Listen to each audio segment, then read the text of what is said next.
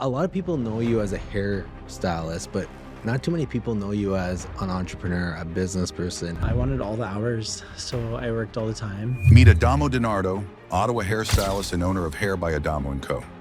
Adamo focuses on healthy, customized hair with cuts, color, and styling that fit your lifestyle. Seed that you planted turns into a garden, and now you're like cultivating, so it's pretty cool. That's when everything froze. And when I mean everything, it was like the whole world. That's my core value, is just like, let's just get up in each other's business and get all the dirty stuff out of the way right away.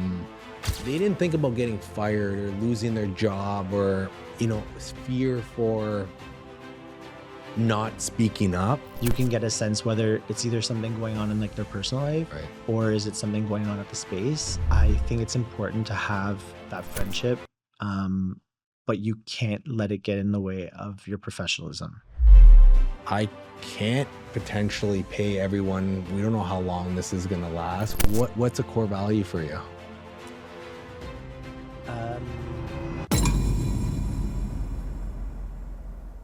At 24 years old, I was let go of my corporate job. By 34, I was financially free with an 8-figure net worth. This podcast is all about taking adversities and turning them into financial success stories.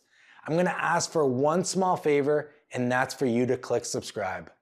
Now let's get to the journey. Thanks for being here.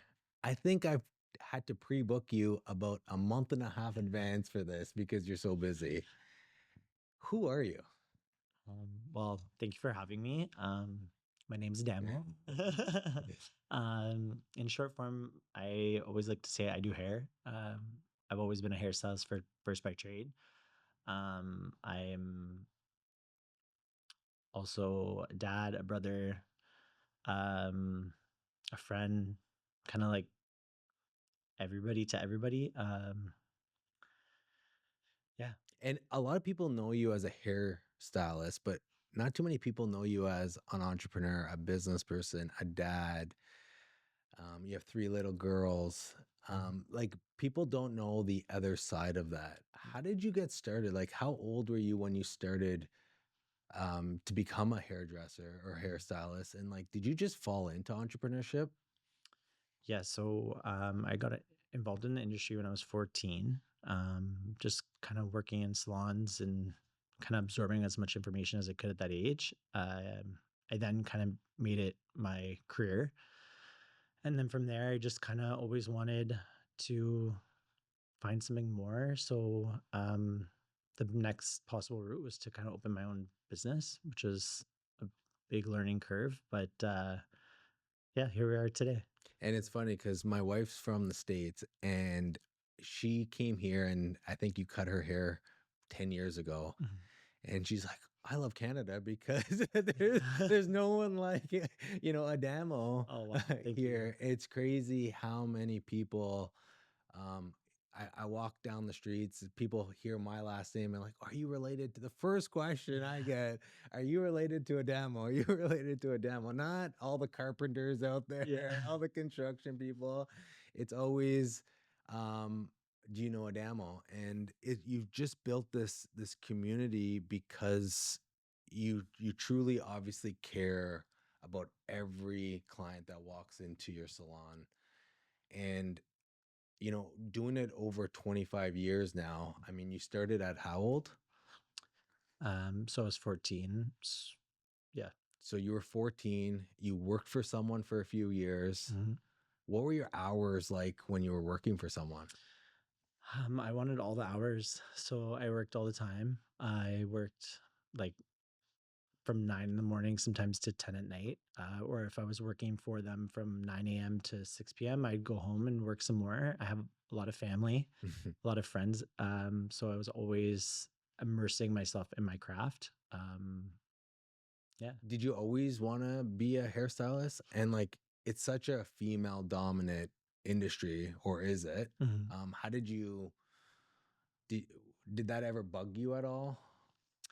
I think in the younger years, like when I was in high school, like to kind of come out and say like, oh, like I want to do women's hair was Mm, kind of maybe not the coolest thing. mm, But I kind of just went with it. And I grew up having 3 sisters. So I grew up playing with their hair when I was probably like 8 years old. mm. So it always was like a natural, I almost want to call it a gift. Like it was never really, I never thought it was essentially something that I would make it work. Mm. Um, so I was always like playing with hair. So at the beginning, it was kind of like, okay, well, where are we going to go with this? And then I think being in school and having the right kind of mentors and having the right people to work for, it was amazing because they're kind of the ones who kind of shaped and molded me and pushed me into my craft. Yeah, and then from there, I wanted more. I wanted to keep growing, and And when you say craft, what does that mean? craft to me is just like what I do, hair. So to me, I've always had different types of likes and interests. There's been times where I thought maybe I'd be an architect, or maybe I would be a doctor, or maybe I would be a designer. So I got to do something that basically I get to do all of that. You know, when it comes to hair cutting, I find like that's architectural. When it comes to the finished look, that's like designing. Mm. And then, the part about being a doctor is just for me, like I get that opportunity to help somebody feel better. So I don't know. I think there's like different avenues with the craft. And like for me, it's just what I do. That's cool because you don't, and it's like relating it to myself and doing someone's accounting or taxes. It's more than just processing a return, it's helping a small business, you know, with cash flow, with taxes, with everything. It's a more well-rounded. So when someone comes into your salon, are you thinking like what's your process when someone walks in and be like, oh crap, I got a lot of work to do, or is like this is how I can help them? Because I guarantee everyone that walks out is less like Mhm. glowing from year to year, and that must be very gratifying. Yeah, I think for me, because it is like a personal service and like that person is allowing you to touch them. Yeah. So for me, it's like, how can I make them feel and like not just like look better, but do they feel on the inside? Mm, And that's kind of something I've always taken pride in, was that feeling that I get from finishing someone's hair. mm, So making them smile. mm. They might cry during their appointment, they might laugh, but it's kind of like the whole experience to get to that point. Um, yeah. So it's not so much the actual work, but it's kind of the feeling that comes along with the work. Yeah, and so when you worked for someone, did you get that same feeling? Was there like what pushed you to start Hair by Adamo? Um, for me, it was wanting more, but it was also I was always very attentive to all the little details. Mm, So just sitting in the chair and like having that experience with somebody, it was like, how can we make the coffee better? How can we make the walk from the reception to my chair better? How can we make the parking better? How can we make this better? So when it was starting to become more than just like the hair aspect and I started thinking about all those other little aspects, I kind of just wanted to reach for more, and mhm. kind of what made me do it. So the customer experience from end to end, it's not just the haircut. It's Yeah, when they walk in the door, what's the display like? exactly. How are you greeting them? And working for someone, was it difficult to get that, or it was just different ideas where you Um, wanted it a different way? I feel like uh, the places I'd worked in the past were like amazing. So it was a great place to start. Mm, I just feel like being somebody who sees all the little holes and sees all the little things that kind of I'd like to kind of change or perfect. It was kind of that what drove me. It wasn't necessarily that it wasn't the right fit. It was just wanting more, you know? because and what I'm getting at is I know there's a lot of people that are working for someone Mhm, that knows that wants to make the leap to entrepreneurship, mhm. but is scared, is nervous. Like, and how did you get over that fear to be like, okay, I want to do it my way, Mhm. essentially, and I don't know how it's gonna turn out, Yeah. but I'm gonna jump all in on it, right? Um, I think for me, it was having the support. So I had my sister in my corner at the time, Karina, and anybody that's come into the salon, they know Karina. She's kind Mm, of like the front end. And my wife, who was also a stylist at the time. So having support with people who understood what I wanted and shared the same vision. Mhm. So knowing that, like you have people kind of in your corner to move forward. So to me, I think you can't do anything alone. Right. As much as sometimes we like to think we can, Right. having the right people in place for sure is super important. Um, yeah. And then after you started your first business or your uh first store, was it a big location? Was it a small location? Like, did you? So we started small.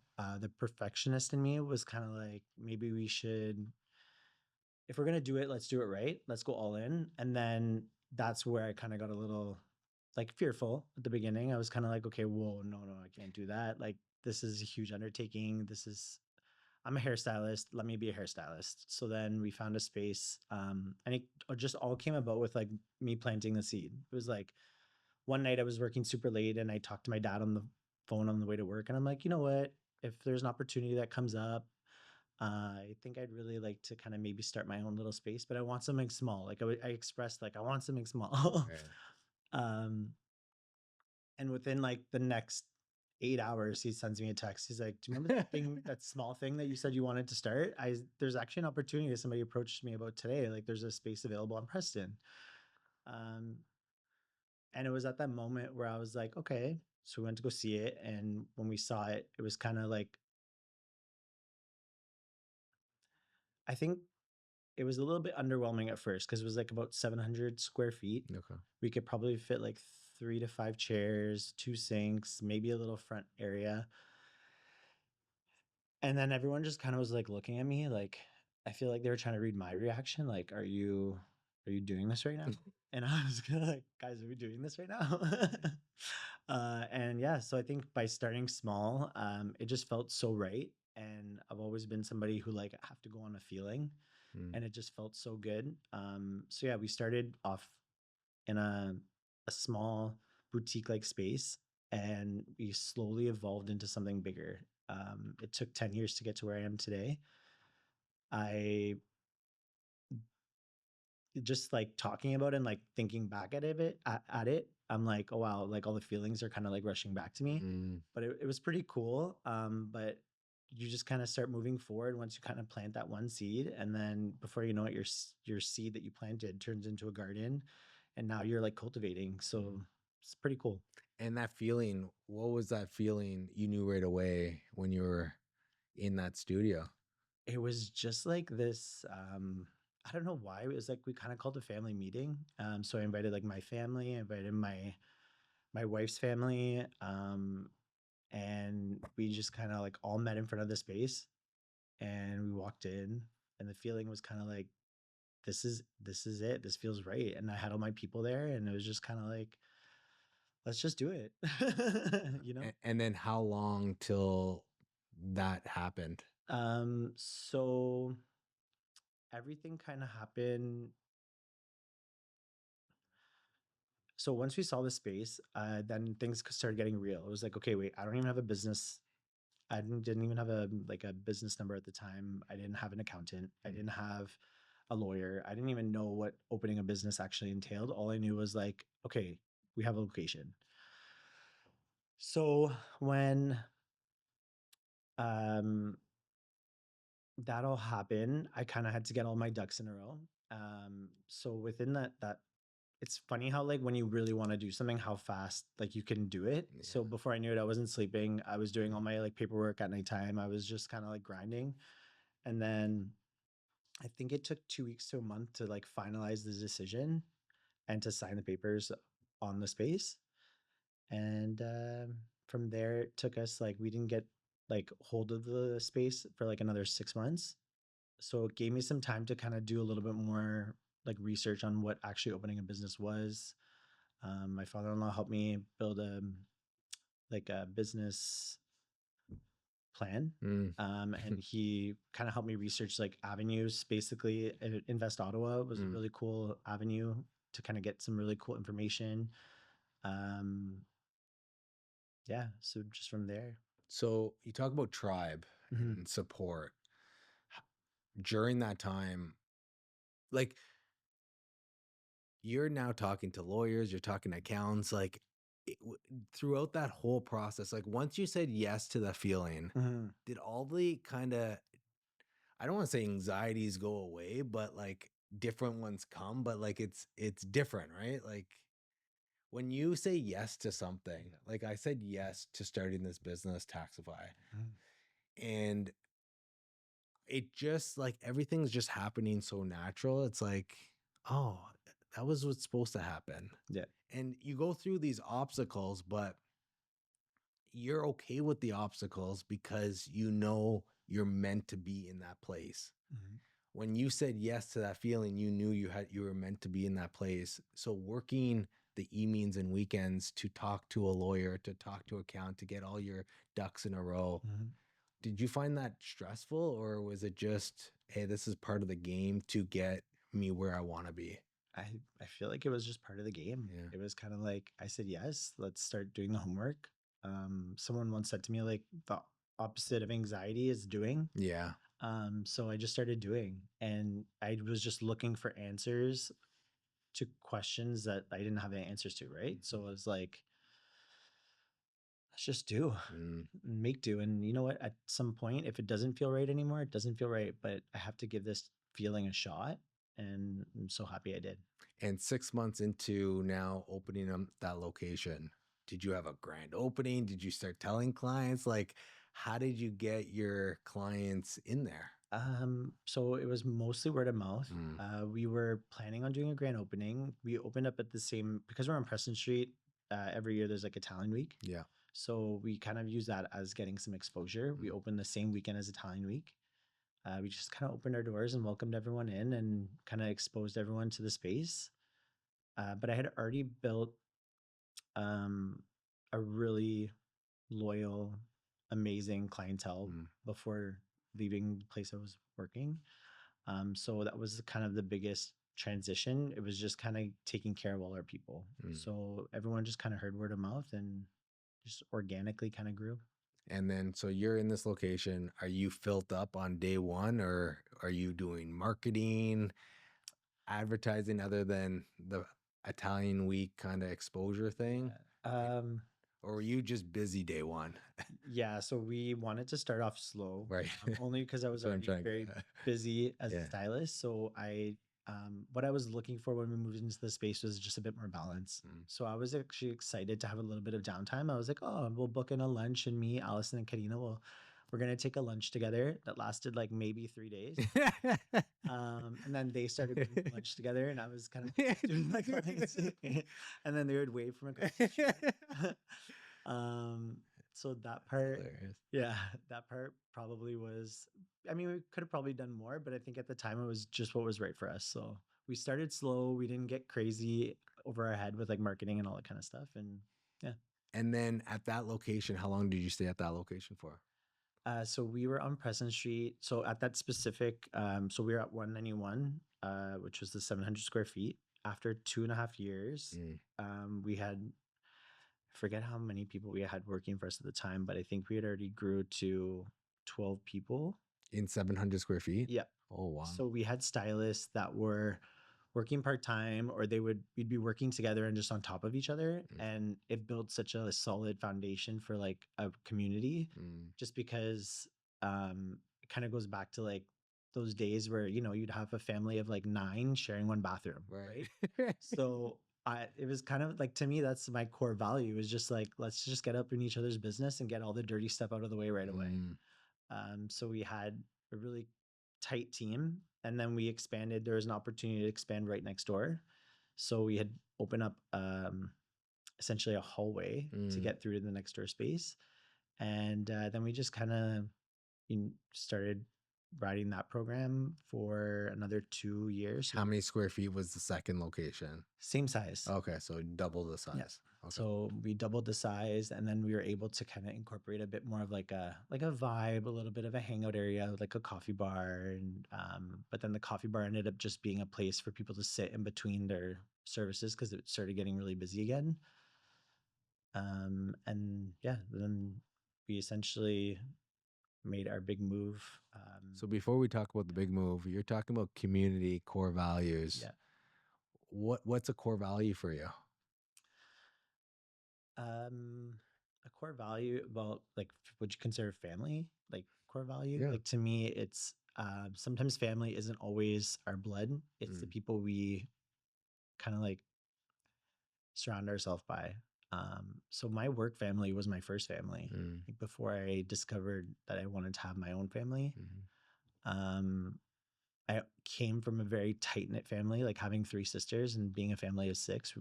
That's kind of one of my biggest values, was I knew what family was, and I wanted, I think I wanted like a safe space for everybody. I wanted everyone to feel, not just my clients, but anybody that was coming to work for us. Like, I just wanted them to feel safe. Like, I don't know. I read this book one time. It was called Super Brain, and it was training you how to use your brain as a muscle versus like let it control you and let it run you. And I remember, like, I was on vacation with my wife, and I like started like highlighting and highlighting this one section. She's like, "What are you doing?" Like, it's your book. I'm like, "This is it. This is like what we did. Like, this is what I need to. This is what I need to share with like everybody." It was like creating a safe space that you feel safe in, and then inviting others to that safe space. So I think having that safe space for my friends and my family was kind of like one of my biggest core values.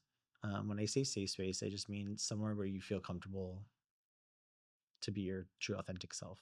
And your stylists, that they resonate with that? Yeah, so we brought that quote up in our last meeting, and you kind of see all the light bulbs going off, especially for like some people that joined us and maybe we haven't talked about it yet, or it was kind of something that we've just kind of, again, we've gotten so busy that you kind of forget why you did what you did. And then it just dawned on me one day. I had like written down this quote on a piece of paper, and I brought it to our staff meeting, and I was just like, "This is my mission, guys. Like, this is what we're doing here. Like,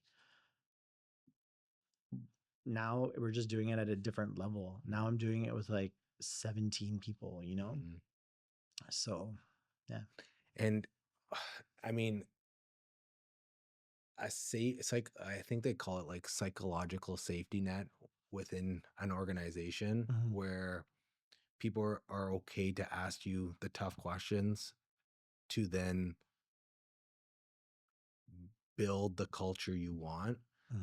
And I'm, relating it to myself a little bit. So building this app, I'm working with people that I completely trust. And there was a few things in the app that they didn't like. And instead of saying, "Oh, this is beautiful, yes, let's proceed with it," they said, "No, we got to stop and fix it now before it goes to another day, another week," type of thing. They didn't think about getting fired or losing their job, or, fear for not speaking up, which leads the business into such a powerful way. If you lead with family and lead with that safety net, if something's wrong in the organization, they'll be able to tell you a lot faster than any client coming, to then in turn deliver the right customer service for your client. Yeah. So like, do you see that? Like, do people come to you and be like, or a stylist potentially leaving, but being able to have a conversation with you to be like, "Hey, I'm unhappy because of XYZ. Yeah. Can we work on this together before I go and start my own gig, or, leave to another competitor or whatnot?" Like, are those the open conversations that you've developed with your staff? Yeah, like, I think my number one thing is like come to me first. Like, whether you've had a bad day, whether, maybe there was a little bit of conflict with someone else, or whether there was a client, maybe you did something on somebody you weren't happy with, and that's just kind of the first thing that's pulling you down, or it was the buildup of all of that to kind of like get you to a point. I kind of developed like a safe space in our safe space so that we can have those conversations, and we like to have them right away, just because I don't like when things like simmer, Right. because once things start simmering, they start boiling and cooking, and things just get a little out of hand. How do you have those conversations? Um, like how do they start? Yeah. Or Like, do you see it off people? Do you feel that energy? I'm And I'm a feeler. yeah, Like when I'm working in my space or when I'm out in public, I tend to feel things. So other thing about having a business too is like although I'm working with my client, a lot of the times I'm aware as to what's happening around me. Mm. So I'm trying to listen to the conversation behind me or look at across down the way and see if like there's a smile on a client's face or if someone looks unhappy. And so when you're working that close with somebody every day, all day, you can get a sense whether it's either something going on in like their personal life right. or is it something going on at the space. And I like want to touch wood here, but like most of the time when we have those conversations, there's things going out like happening on the outside that maybe they don't want to bring into work. And then we end up unraveling that there's other things going on. So I feel like having that connection with your employees and kind of just understanding that not everybody is going through the same thing. So maybe just asking somebody how they are kind of goes a long way. Mm. And that's probably my first um that's what I do first. Just ask somebody how they are. And how do you toy with the line of business and friend? Like that personality too of Yeah, so that's hard. yeah. I always like to say I wear like a lot of hats Yeah. because, you know, I think it's important to have that friendship, but you can't let it get in the way of your professionalism. Mm. So I think because my values are very professional, my work ethic, I'm very professional with my clients. So in turn, I'm kind of leading by example. Mm. And I feel like who works for us kind of feels that off of me. Mm. So that kind of comes first. And then the whole professional part is just, I don't know. I think it's just kind of, it's weird because some things kind of come naturally Mm.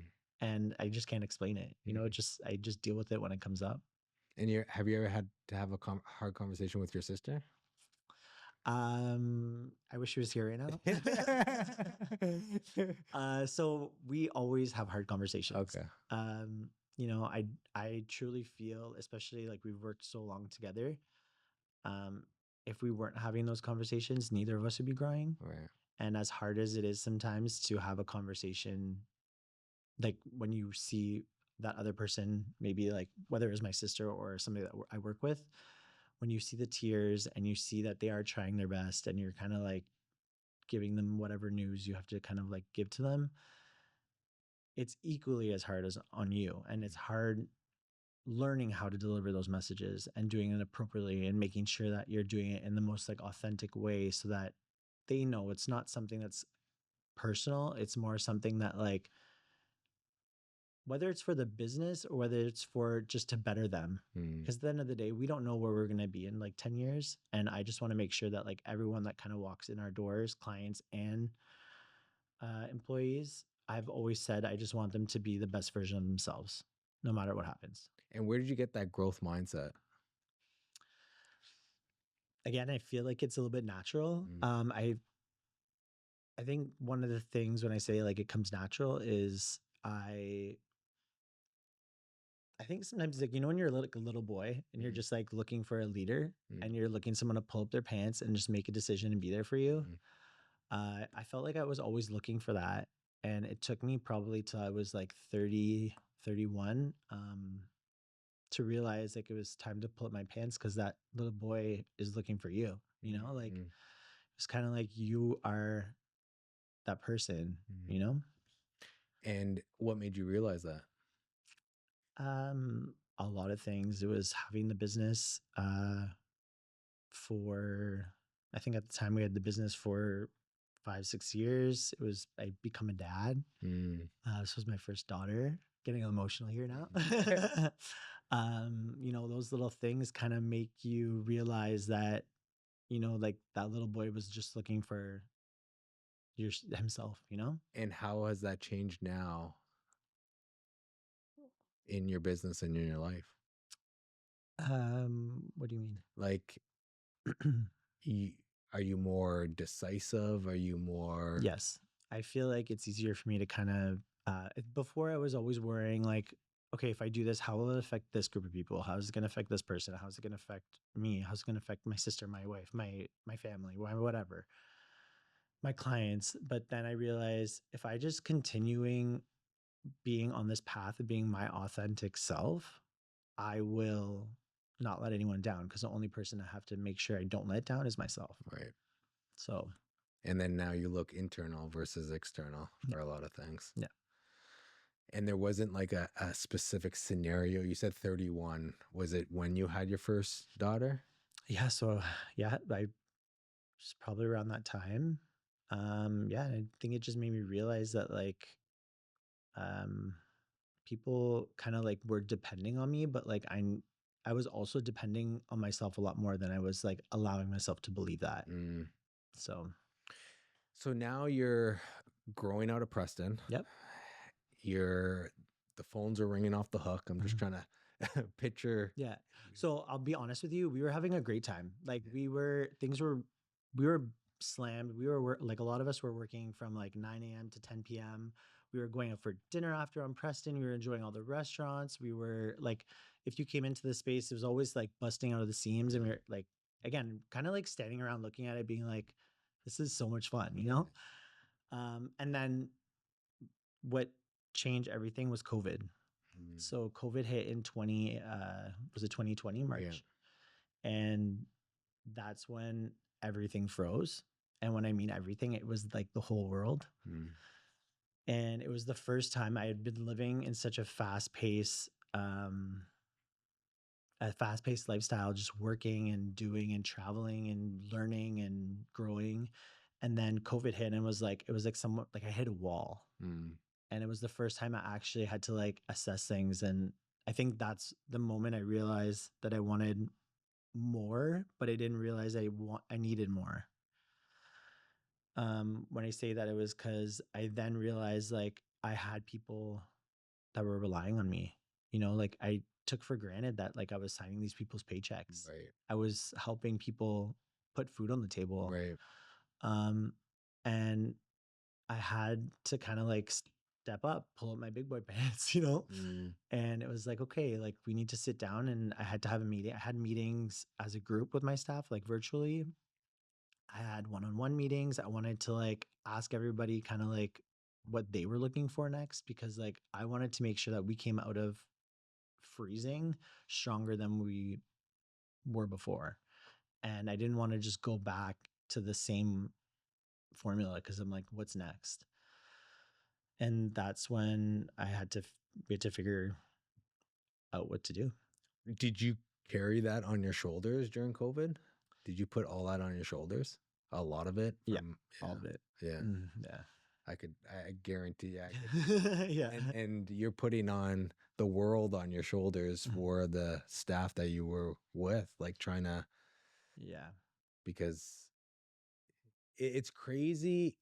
Small business owners, especially too, it's like you don't realize the impact you have until an external factor like that happens and you're like, oh crap, like I can't potentially pay everyone. We don't know how long this is going to last. We don't know the COVID subsidies are going to help us. Like we knew absolutely nothing there. But you did the opposite where you said to yourself, I'm not going to like hold things. Mhm. I'm going to grow through it, right? Mhm. Like is that when you open the bigger location? Yeah. So it was just like a series of events that Okay. kind of just like happened. And again, I think because I was open and ready and I was allowing myself to see these signs kind of happening, that I kind of had to just jump on some opportunities. And it was kind of pivoting. Like during COVID, we did what we could as far as like for the business. Like we had like curbside pickup, we had people coming to buy product and supporting us. And that's honestly like it kept us afloat for the time being. Mhm. Um, but again, it was going back into a space that we were already busting out of the seams. And then they started coming out with all these rules that were kind of like, you need to make sure there's only like 3 people per square foot or whatever it was. Like there was all these rules, masks on, whatever, but it was more like the limitations of like our space. And I realized we're not going to be able to, like, when we get back to work, we're not going to be able to bring in those numbers we were bringing. We're not going to be able to have all these players playing with us because we don't have the space. And there was an opportunity that came up for us to go into a bigger space. And again, I was scared. But that feeling came back. Like I got called to go check out a space. I walk in the space. It was like raw. The sun was beaming in, the sun was setting. And again, it was like a feeling like, are we doing this again? It's only been like, and I'm like, okay, no, it feels right. Like, let's just start figuring out what steps we have to take to get there. And yeah.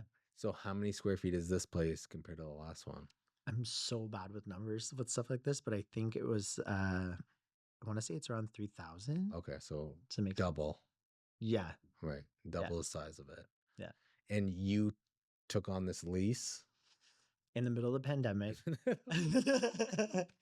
Oh. But there was a few factors. Again, I'm a sign guy. Like if I see signs, I'm like, I need to like move. My lease on Preston Street was ending. There was like the fact that we needed to reopen and we needed more space. So like all these kind of like dominoes were falling, and like it was like, okay, are you gonna take the jump or are you going to just stick with what's comfortable and then just ride it out? But it was like, if you don't jump to that other side, like you don't really know what's over there. So you have to like just believe, But yeah, so we just did it during the pandemic. And now the second time, do you get consensus from your family, people around you, or is this like everybody was like cheering me on, but it wasn't the same as the first time.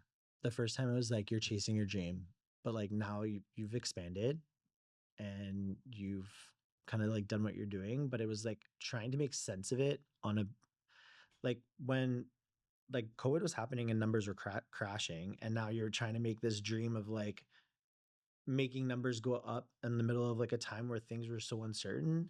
It was hard to get people to believe me that it was the right thing to do. Right.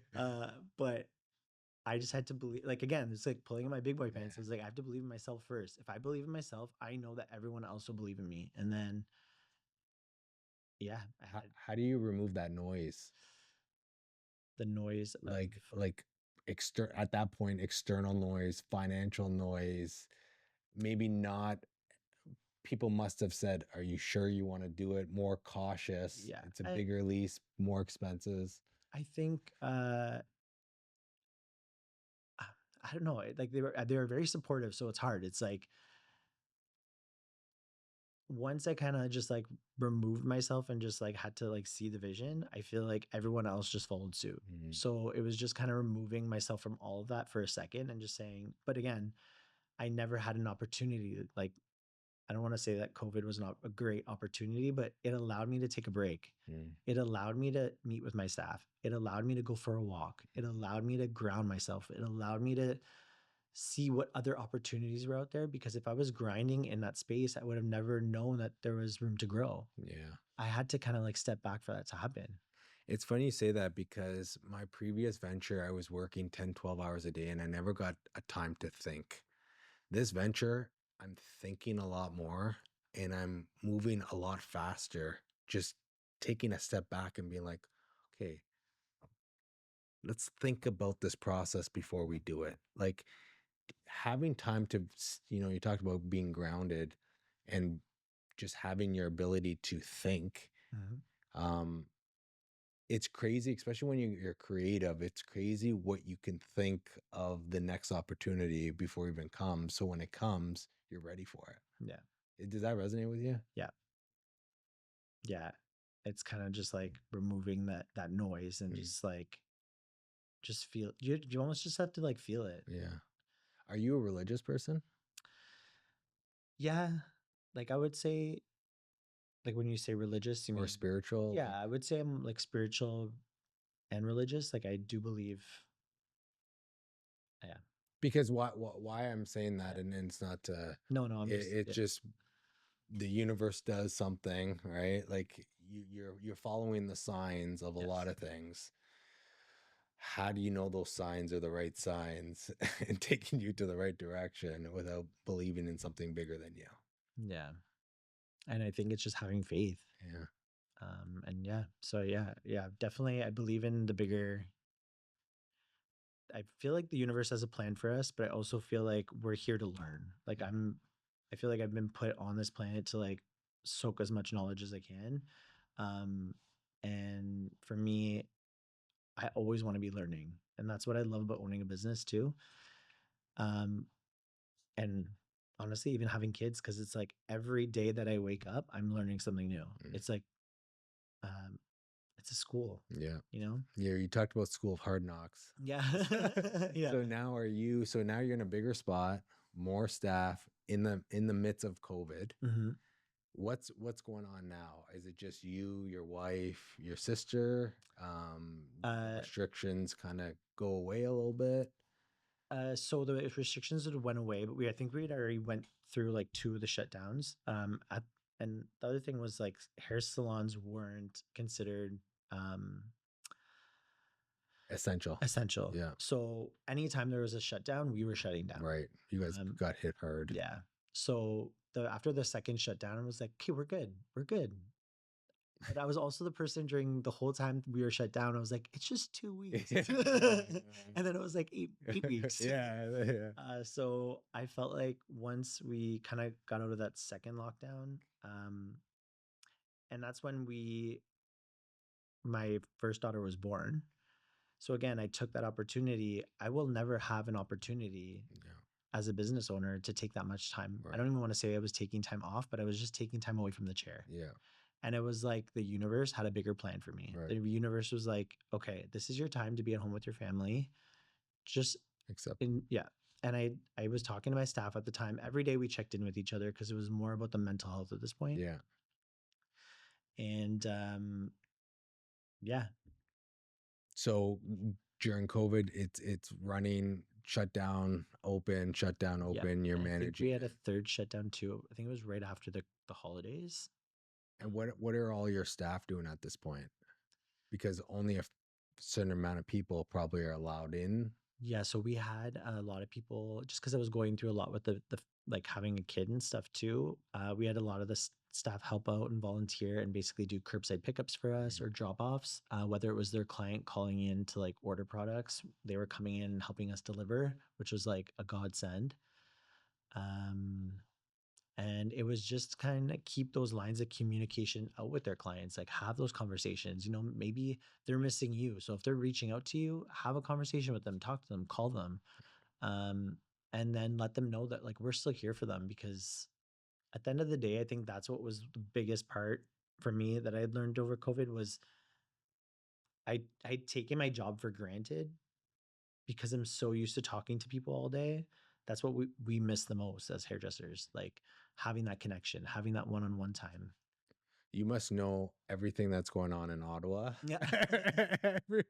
Like, because when people sit in a chair, it just probably. Yeah. I think when you're touching their head too, because Yeah. it's like this weird sensation. Yeah. It's like they just feel they can tell you everything. Right. So you just, yeah. But it's also like for me in 1 year, Yeah. and it doesn't even like it's gone. Do you ever get like, I mean, you're around people all the time. When you get home, is it kind of decomposed, decompressed type of thing where you don't want to be with people? Like, is that? Yeah, like I would say I'm kind of like an introvert extrovert. Mm, Like I like one-on-one time and I like to be around people. I find the big crowds a little hard for me. Like mm, just I've always been like that since I was younger. So I definitely feel like I need time to recharge. I've always had a mindset of like work hard, play hard, mm, but like play hard to me means like escape, mm. go away, go do a sauna, Right. like take time for yourself. So it'd be working hard to take that time to take a break. Mm. So now you're in this location, and now that's your location Mhm. where you're currently at right now. Yep.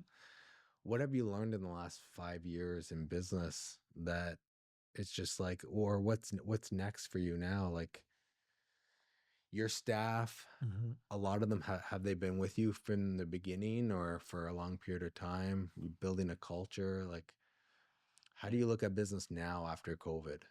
So now I feel like we're kind of back to that point where right before COVID and everything kind of like froze. I feel like we're at that point again where like, I watch the shop, I watch all the stylists, everyone's doing good, everyone's doing like they're doing their jobs, they're growing, they're taking education, they're working well with their clients. Like sometimes I sit back and I'm like, whoa, like we're here again. Right. Um, and I've been having this conversation with a few of my teammates because like for me, I think my job now is to help in order to grow for myself, I have to learn how to help everybody grow. So I've kind of just trying to like been trying to like assess like how I want to do that. I'm not sure. Like it's again a little bit of a learning curve for me, but I think taking a little bit of time, I want to call them admin days. I'm going to be taking some time basically to see what I need to do in order to like get to that next phase. I feel like I have some very good team players, like with my accounting and, like having people kind of like in my corner. Because I do hair, um, that other stuff doesn't come easy for me. So I Mhm. need to set a little bit more time aside and sit down, maybe talk numbers, talk about what my future goals are. But also talking to my staff and figuring out what their future goals are. Mhm. Because again, to the point of having people being like reliant of their paycheck, like again, that's a bit of a superpower. Like Mhm. I want to know how can we get to them where they need to be too. It's Mhm. not just about me anymore. Mhm. So setting time aside to understand like how I can grow them. And is that through education? Is that through like in your industry? What is that through? So we've always been like a salon that did further education. So education wise, our team will take a lot of education. But I think now it's like actually sitting down and like talking numbers, Mhm. talking to staff and just saying, where do you want to go with this? Like, where do you see yourself in 2 years? Where do you see yourself in 5 years? The other cool thing in the past 5 years is I've had all my teammates purchase homes and they're buying cars and they're doing things that are like, again, you kind of feel like proud dad moments where Mhm. you're like, you're signing a document saying like, oh, they work here for X amount of Mhm. hours and days a week and blah, blah, blah, because now they can afford to buy a home. And I'm like, again, it's another pat on the back. Like Mhm. we're doing good. Mhm. But there's always room for growth. So where do I need to be in place to help them? And that's one of the biggest reasons why I started this podcast is we live in a very government city where a lot of people go and work for the government, which is great. But people also don't realize the other side of small businesses and the impact you have on our economy, on individuals. Like for them to come to you and say, hey, could you sign this recommendation letter for me to buy a house Mhm. to secure my employment Mhm. so that, they get approved for it? You don't realize until you sign it that that's very gratifying and have so much joy. I'm also thinking like from an expansion perspective, Mhm. I'm just gonna throw it out there, but Mhm. for you to grow, you might not be in the seat anymore. Yeah. Which I bet you people would be. I don't know. You're I not upset some people here. going, you're not going anywhere. Yeah, But no. if you want to put more of a business hat on Yeah. and more of an expansion hat on, it'd be hard to do it while you're in a seat. Yeah. And I think it's just learning again that balance of taking time. Again, when you're wearing those different hats, it's like setting time aside to like submerge yourself into that like energy, like, Mhm. okay, today I need to like focus on this and I need to do this task.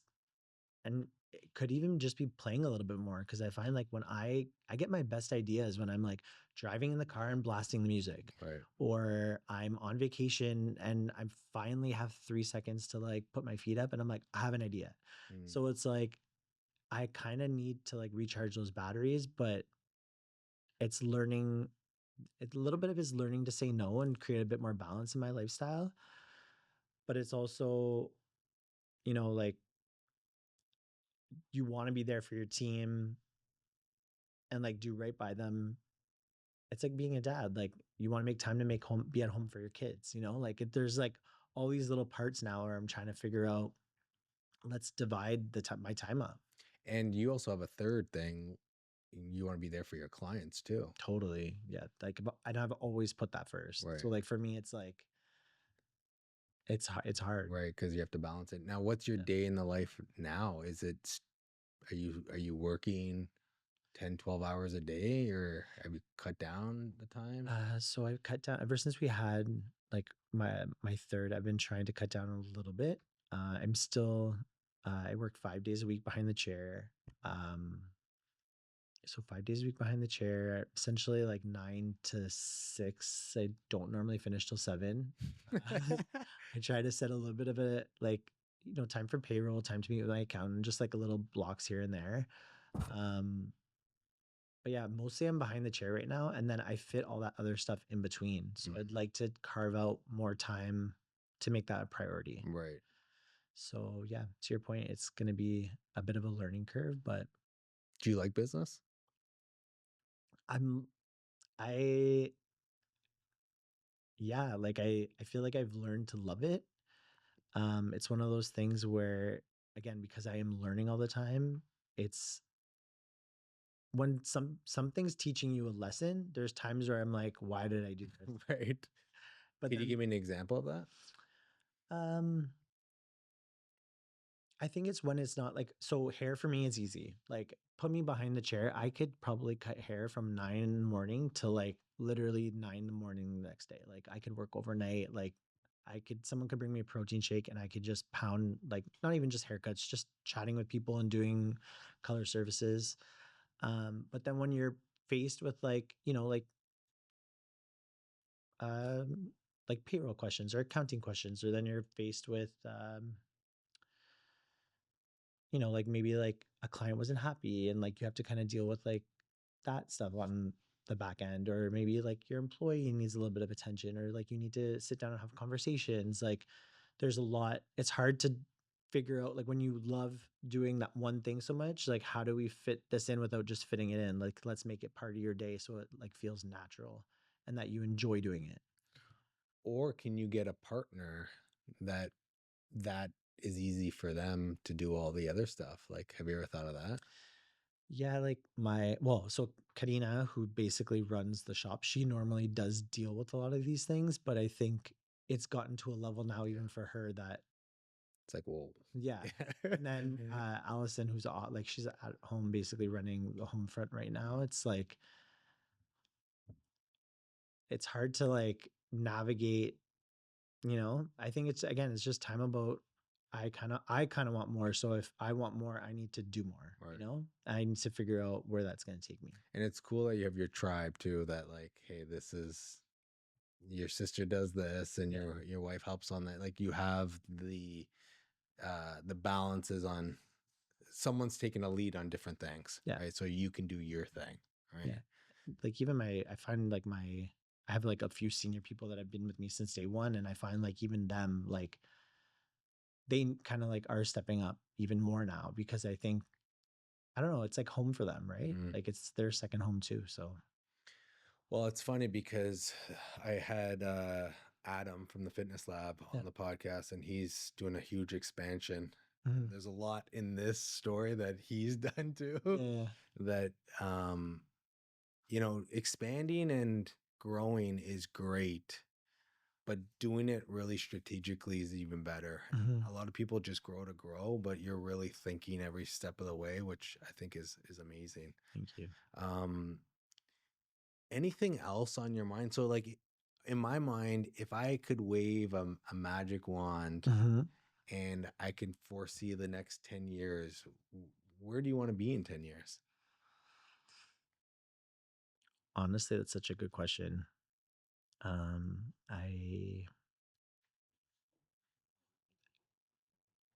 I feel like I'm just kind of now, I don't know, like whatever I'm kind of planting now, I feel like we'll get there. But sometimes you plant you plant something and you don't know what it's going to look like. Mm. So I don't know. Do you think you'll expand out of Ottawa, or do you think?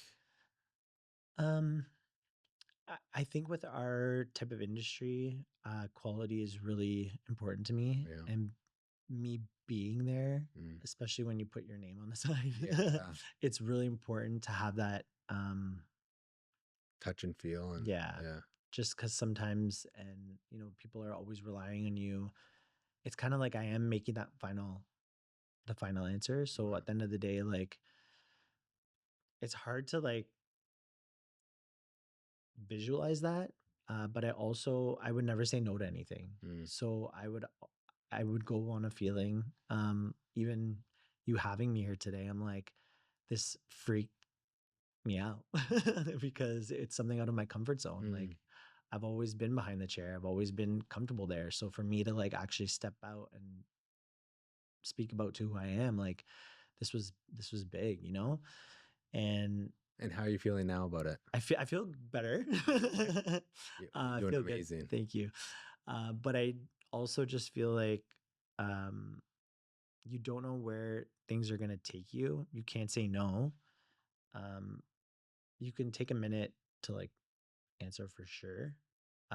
But I think when I signed up for this, I was going into it just saying like, okay, you know what? In 10 years, I might look back at this podcast, and this was the first podcast I ever did, but I did it. Mm. I took that step to come here, and I'm very, very grateful for you having me on the show today. Cause like this has been a learning experience for me Mm. in itself, And it's funny because every guest that is, let's just call it nervous to come on, always connects with the audience 10 times better than people that are not nervous, Yeah.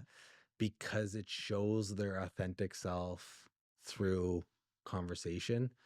Um, at the beginning, when I was, getting guests on, some guests would ask for questions and, want to, you know, kind of premeditate the conversation where they would, you know, script out the answers. And then when I would have a conversation with them, it was like they memorized it. Yeah. And those, those episodes got the lowest connection point, the lowest views, the lowest whatever, because it wasn't authentic. And throughout this whole conversation, I'm asking you questions that are like probably throwing you off a little bit. Like, oh, am I really getting into that?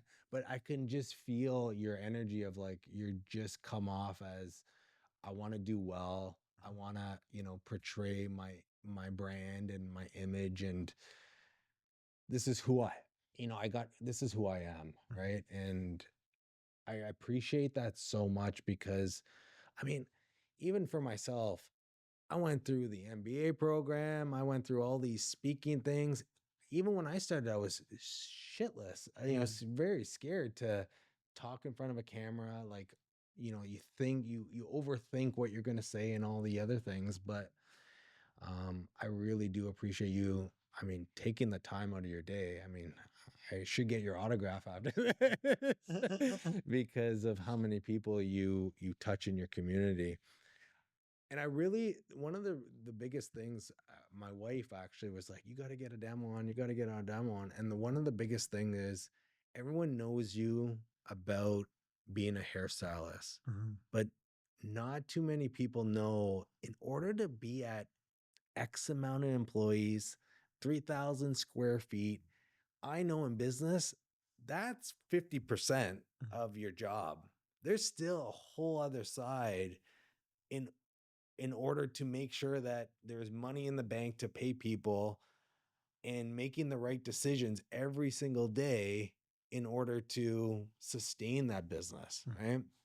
And people think, oh, just money keeps on flowing in. Well, if you don't save for sales tax or you don't save for taxes, at the end of the year, you spend what you make.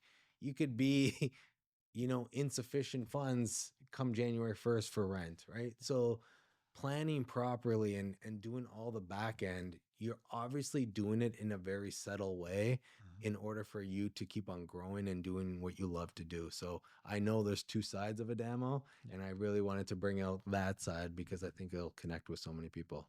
Before we go into our lightning round, is there anything else I missed asking or you'd want to talk about?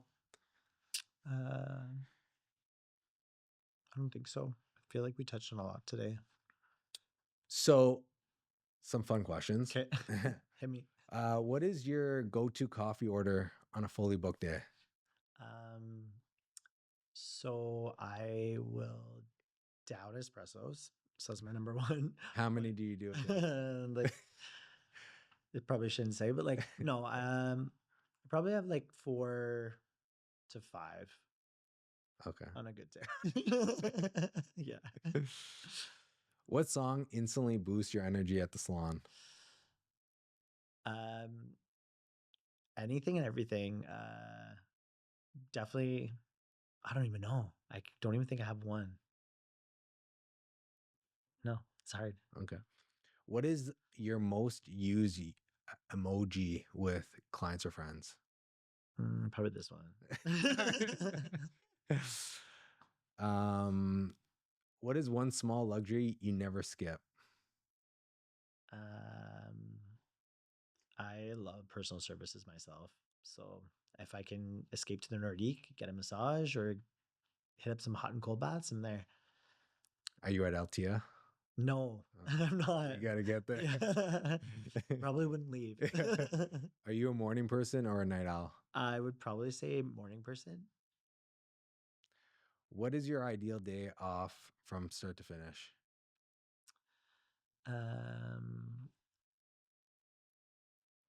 So it's funny when we chat about days off, I'm like, my days off from the salon aren't like essentially days off when I go home, because when I go home, I'm just around my kids, and me having a day off is playing with them. So yeah.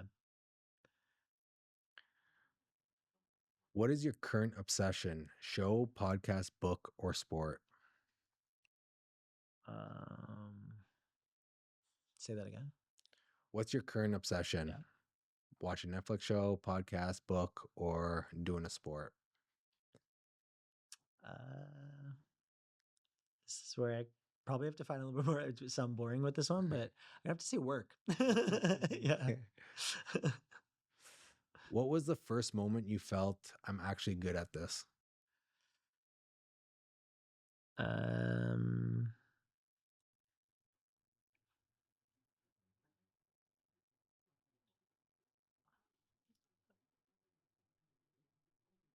That's a good question. I feel like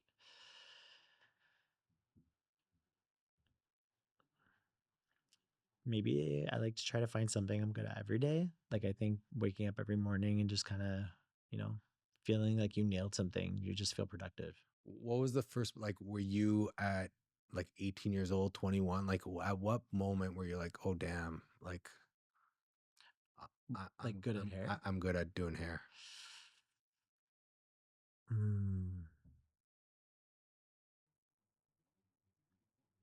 Honestly, I keep thinking of the number 8. I feel like when I was 8 years old, I was braiding my sister's hair, and I was just like, I'm good at this. It's that little boy, Who gave you your first real break in the industry? Oof.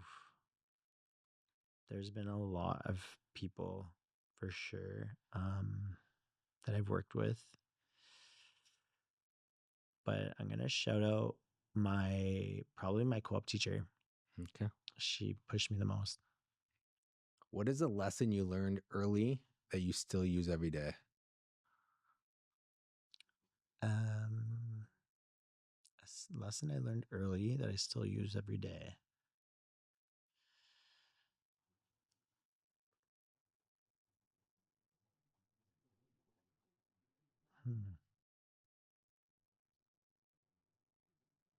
I think everything's going to be okay. For sure. Espresso or matcha? Espresso.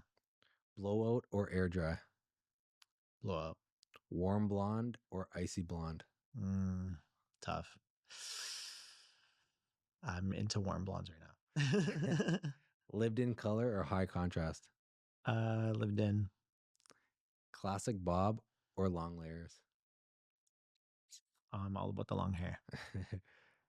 Client selfies or professional photos? Client selfies.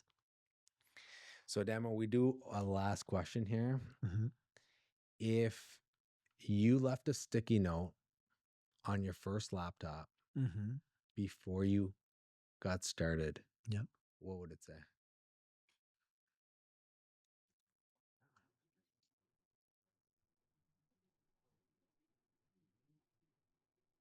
Like a message to myself. Yeah. I think it would just be keep going. Don't look back.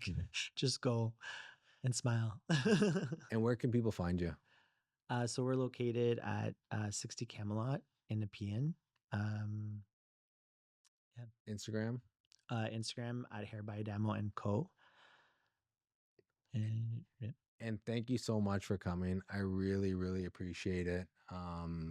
Just anyone that has a wife that I swear my wife swears by you that I don't think she'll ever go anywhere but your shop. And I think the biggest thing that she always tells me too, I mean, it sounds like to get you is pretty difficult, but every stylist has such a high quality that it doesn't matter who she gets. She knows the end result is something that she'll love. And another thing is, just from a personal thing, you can tell when you talk about joy and love and the psychology around it, every time she comes home from getting a haircut by you guys, it's like you can tell the joy and the happiness that comes in her eyes and her face because she just went to your shop. So whatever culture you're doing there from the start to the end, and I know it's more than just the stylist or just the haircut.